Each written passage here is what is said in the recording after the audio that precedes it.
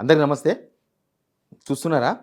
ఎన్టీవీలో కోమటిరెడ్డి వెంకటరెడ్డి పైన వచ్చిన వార్త, దాని వెనుక జరిగిన పరిణామాలు అటు ఇటు తిరిగి మనం ఏం చెప్పినామో ఎగ్జాక్ట్‌గా అదే ఆడికే వచ్చి ఆగింది ఇప్పుడు. ఎన్టీవీలో ఆ కథనం రావడం వెనుక అది ఖచ్చితంగా ఇద్దరు మనుషుల ప్రమేయం ఉంటుంది. ఆ ఇద్దరికి తెలియకుండా వార్త రాదు అని మనం చెప్పినాం. ఆ ఇద్దరు ఎవరంటే ముఖ్యమంత్రి రేవంత్ రెడ్డి గారు, డిప్యూటీ సీఎం బట్టి విక్రమార్క గారు. వీళ్ళిద్దరు చెప్తే తప్ప వార్త రాదు. ఒకవేళ వాళ్ళందరికి వాళ్ళ వార్త వేయాలన్నా కూడా వీళ్ళ పర్మిషన్ లేకుండా వార్త వేయలేరు వాళ్ళు అని మనం ఫస్ట్ నుంచి ఇదే వాదన వినిపించుకుంటూ వచ్చినాం. లాస్ట్కి ఈరోజు ఏబిఎన్ రాధాకృష్ణ ఆయన కొత్త పలుకులో రాసిన వ్యవహారం బట్టి చూసిన తర్వాత దానిలో ఆయన చాలా ఆపసోపాలు పడ్డాడు. రేవంత్ రెడ్డిని సేవ్ చేయాలి.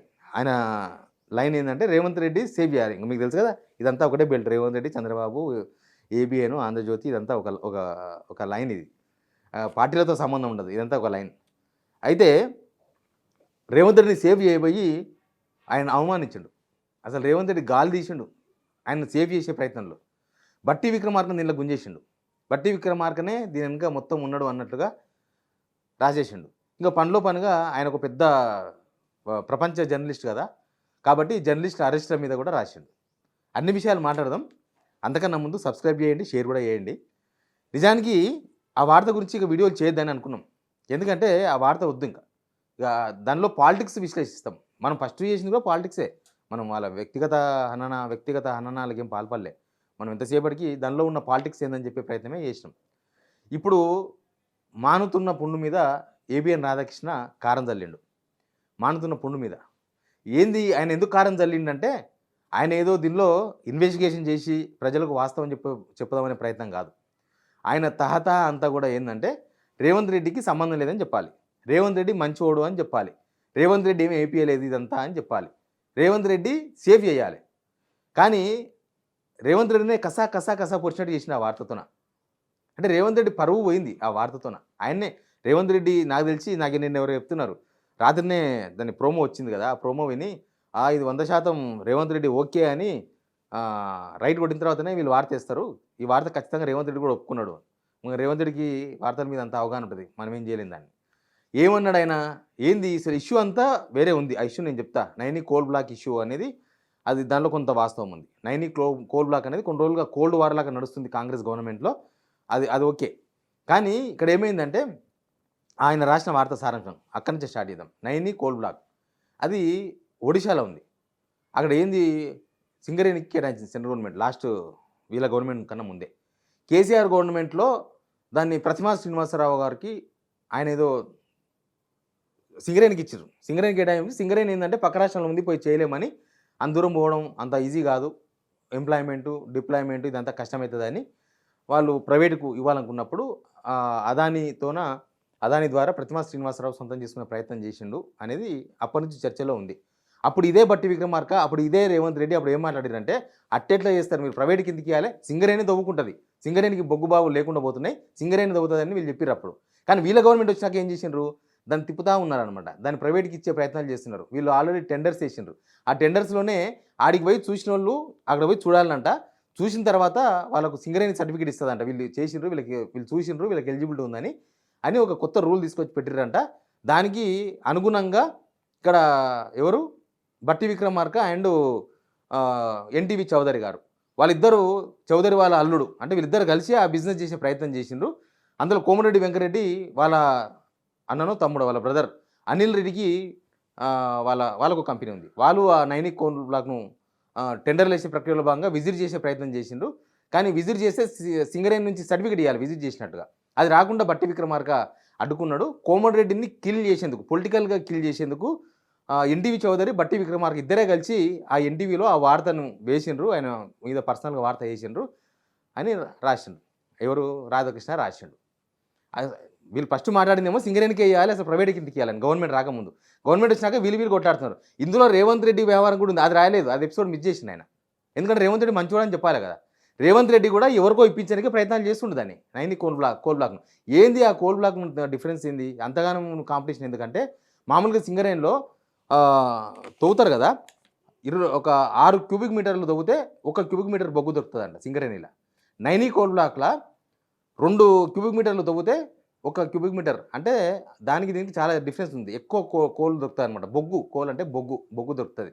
2 క్యూబిక్ మీటర్లకే 1 క్యూబిక్ మీటర్ బొగ్గు దొరుకుతుందంట. వందల కోట్ల వ్యాపారం దాదాపు ఒక 25 సంవత్సరాలు మంచిగా వేల కోట్లకు లక్షల కోట్లకు పడగెత్తవచ్చు. అది నైనీ కోల్ బ్లాక్ స్పెషల్. అందుకే దానికోసమే ఇదంతా నడిపిస్తున్నారు ఇదంతా.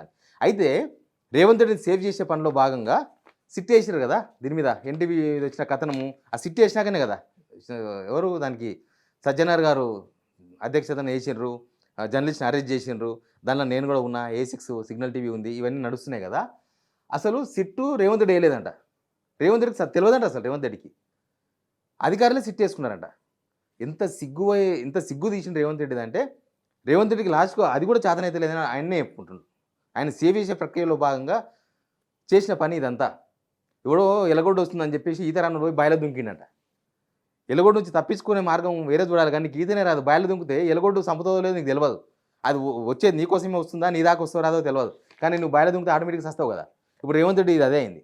రాధాకృష్ణ రేవంత్ రెడ్డిని కాపాడబోయి అసలు రేవంత్ రెడ్డినే నాశనం చేసి పడేసిండు. ఆయన శక్తి సామర్థ్యాల మీద ఏమీ లేవని చెప్పి ఆయనతో ఏది చేత కాదు, ఆయనతో ఏమీ కాదు. ఆయన హోంశాఖ తెలియకుండా, ఎంత పెద్ద జోకు ఇది. ఆయన హోంశాఖ మంత్రి, ముఖ్యమంత్రి, ఆయన తెలియకుండా సిట్టేస్తారా? ఎంత తమాషా జోలి. అంటే ఆయన సేవ్ చేసే ప్రయత్నంలో భాగంగా ఇదంతా చేసినట్టుగా క్లియర్గా కనబడుతుంది. ఇక ఇప్పుడు బట్టి విక్రమార్క మాట్లాడిండు. బట్టి విక్రమార్క ఏం మాట్లాడిండు? ఇదంతా నాకు సంబంధం లేదు, ఇదంతా మీకు ఎవరి మీదో ప్రేమ ఉండి. ఒకసారి ఆ వాయిస్ వినండి బట్టి విక్రమార్క. ఆ రాసిన ఆయనకి ఎవరి మీదో ఏదో ప్రేమ ఉండొచ్చు, లేకపోతే నేను మొదటి నుంచి కాంగ్రెస్ పార్టీలో ఉంటే రాజశేఖర రెడ్డి గారికి అత్యంత సన్నిధులుగా ఉండటం వల్ల రాజశేఖర రెడ్డి గారి మీద ఉన్నట్టు కోపంతో నా మీద కూడా కోపం చూపించడానికి రాసి ఉండొచ్చు. బట్టి విక్రమార్క ఏమంటున్నాడు? ఎవరి మీదో ప్రేమతోనో నన్ను ఇరికించే ప్రయత్నం చేసామని రాధాకృష్ణకు గురించి మాట్లాడుతున్నాడు. అసలు రాధాకృష్ణ అక్టోబర్ 21వ తేదీన పోయిన సంవత్సరం ఆయన సేమ్ ఇట్లాంటి కొత్త పలుకులో ఒక మాట మాట్లాడాడు. అది వైరల్ అయింది బాగా. కొద్దిమంది అధికారులను మంత్రులు ఇళ్లలోకి పిలిపించుకుంటున్నారు అని ఆయన స్టేట్మెంట్ రాధాకృష్ణ. మరి ఆ రోజు ఎందుకు మాట్లాడారు మీరు? ఇప్పుడు ఆ రోజు ఆయన మాట్లాడిండు, ఆ తర్వాత వరుసగా ఇవన్నీ జరిగినాయి. మరి అది తప్పని ఒప్పుకుంటారా? మీరు రాసిన తర్వాత జరిగినాయి కదా ఇవన్నీ. ఎవరు రాపించిండ్రు? దీన్ని బట్టి ఎవరు రాపించినట్టు అర్థమవుతుంది. ఇదంతా స్టోరీ ఎవరు అల్లినట్టుగా అర్థమవుతుంది. కోమటిరెడ్డి మీద ఎవరు కుట్ర చేసినట్టుగా అర్థమవుతుంది. దీని వెనుక రేవంత్ రెడ్డి ఉన్నాడు అనేది చెప్పగానే చెప్తున్నాడు రాధాకృష్ణ గారు. మొత్తం రేవంత్ రెడ్డి చేస్తున్నాడు అనేది. ఇప్పుడు గుమ్మడికాయలతో కంటే భుజాలు ఎందుకు ఎత్తుకొని చూడాలి? ఇప్పుడు ఆ ఇష్యూలో రేవంత్ రెడ్డి సేఫ్, రేవంత్ రెడ్డికి ఏం తెలియదు, రేవంత్ రెడ్డి మంచోడు, రేవంత్ రెడ్డి ఈ గొడవ కావద్దని అనుకున్నాడు అని ఎందుకు చెప్పే ప్రయత్నం చేసిండు? ఏ కోల్ బ్లాక్ కోసం రాధాకృష్ణ అక్టోబర్ 21 నాడే మంత్రుల మీద వార్త ఆ లైన్ రాసిండు? మా మహిళా అధికారులను ఇంటికి పిలిపించుకుంటున్నారు మంత్రులని. ఇవన్నీ దేనికి సంకేతం? అంటే మొత్తం ఈ సీన్ అంతా క్రియేట్ చేసింది రేవంత్ రెడ్డి. ఎవరు టార్గెట్గా చేసిండంటే కోమటిరెడ్డి వెంకరెడ్డి టార్గెట్గా చేసిండు. అదే అర్థమవుతుంది. ఇంకా మెల్లమెల్లగా ఇప్పుడు బట్టి విక్రమార్కను లాగిండు. నేను మళ్ళీ దీని కంటిన్యూషన్ వీడియో కూడా సాయంత్రం ఉంటుంది చూడండి.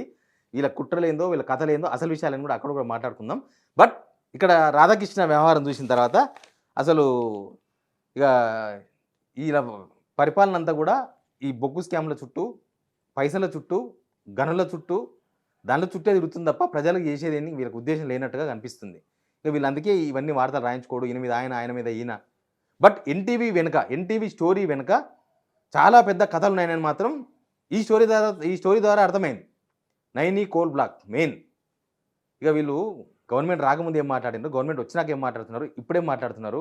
ఇప్పటికే రేవంత్ రెడ్డికి పరిపాలన చేతనెత్తి లేదంటే, సిట్టు కూడా రేవంత్ రెడ్డి వేయలేదు, ఆయనకు తెలియకుండానే ఆఫీసర్లే వేసుకున్నారంటే ఏమని అర్థం చేసుకోవాలి? రేవంత్ రెడ్డి ఏం కావాలి అసలు? రేవంత్ రెడ్డి ఎంత ఫెయిల్యూర్ అయ్యిండో రాధాకృష్ణ రాష్ట్ర కొత్త పలకం చూస్తే అర్థమవుతుంది. ఓ ముఖ్యమంత్రి తెలియకుండా ఆఫీసర్లే సిట్టు వేసుకొని వర్కింగ్ జర్నలిస్టును అరెస్ట్ చేసి భోగి పండుగ రోజు రాష్ట్రంలో ఇంత రచ్చ జరిగితే మరి ఏడ తొంగున్నాడు ఆయన? రేవంత్ రెడ్డి ఏడ తొంగున్నాడు? ఆయన తెలియకుండా జరిగితే రేవంత్ రెడ్డి అంటే రాష్ట్రంలో ఎవడు ఏమన్నా కానీ ఆయన మాత్రం నిమ్మలంగా నిద్రపోతాడా? అదేనో జరిగింది ఆదిలాబాద్ అడవిలో ఎక్కడ తెలియకుండా సిగ్నల్ లేని ప్లేస్లా కాదు కదా, నడిబొడ్డునే జరిగింది. ఇప్పుడు ఈ సజ్జనార్ వాళ్ళందరూ ఎవరి కింద పనిచేస్తారు? రేవంత్ రెడ్డి కింద పనిచేస్తారు. ఆయన ముఖ్యమంత్రి, హోంమంత్రి, ఆయన కిందనే పనిచేసేది. ఆయన కింద పనిచేస్తారు, ఆయన నిలకుండా వేసుకున్నారా?